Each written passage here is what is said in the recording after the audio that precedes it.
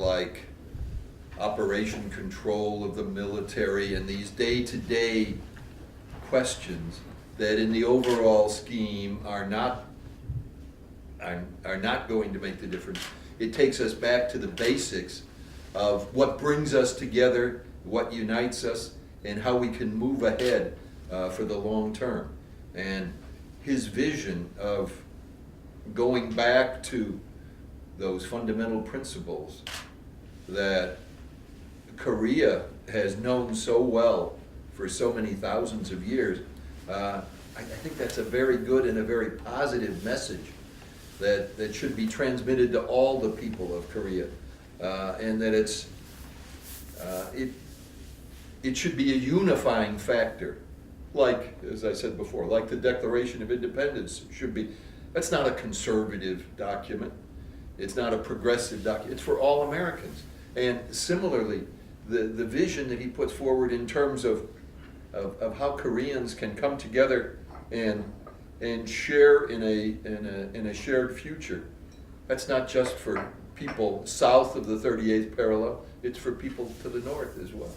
And I'm very enthusiastic, and I'm particularly enthusiastic that he and his colleagues have been able to assemble so many religious and civic society leaders, so many NGOs to come together and work in a shared vision for the future. It's been a very rewarding, a very positive conference, and an opportunity to go back to basics and be very positive. Thank you. Thank you. And so Dr. Fulmer, welcome. You've been engaged in Korean issues in one way or another for 40 years.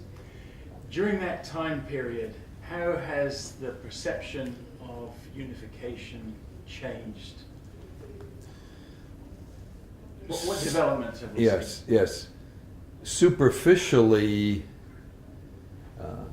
in the early days, everyone nominally favored unification.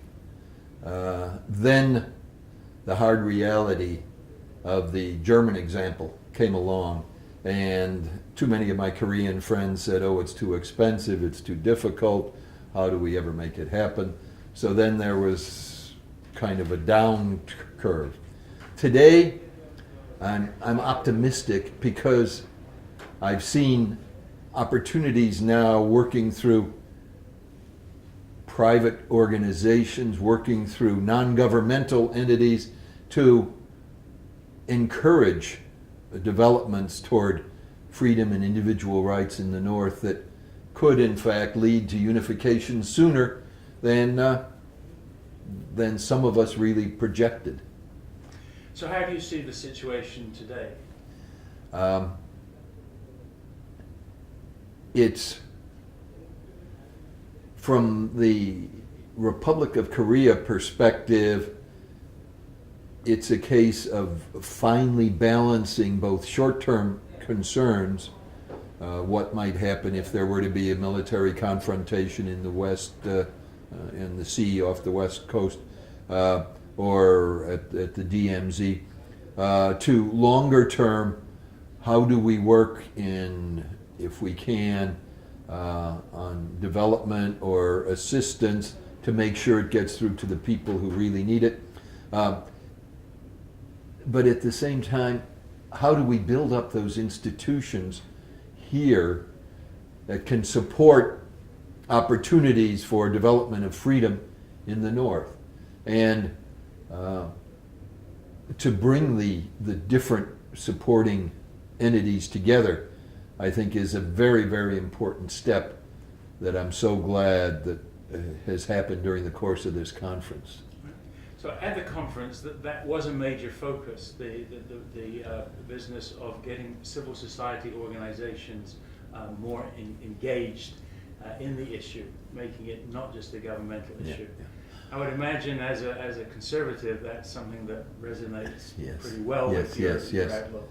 It does indeed. It resonates very well with me. And it's not simply a case of getting individuals engaged, but it's also a case of getting individuals to talk to each other who are basically working in the same direction toward the same overall objectives, who maybe don't know or don't normally talk with each other.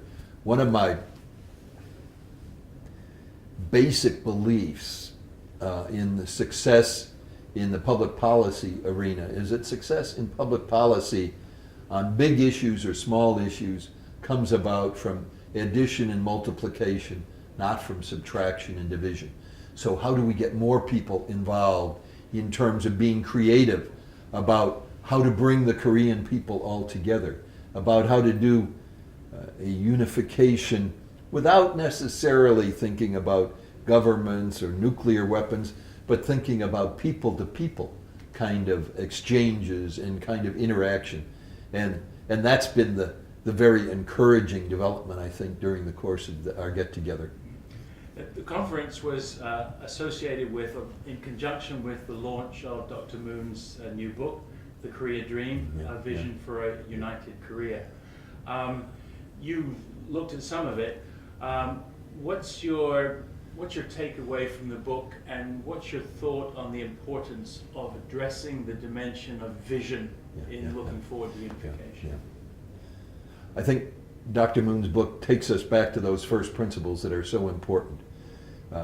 It's when you go back to vision and you talk about human development, you talk about how we all have certain God-given rights, that these are not conferred on us by a government, whether the government is in Seoul or whether it's in Pyongyang or Beijing or Washington or Tokyo or anywhere else. They are inherent to each of us, and that's what brings us together.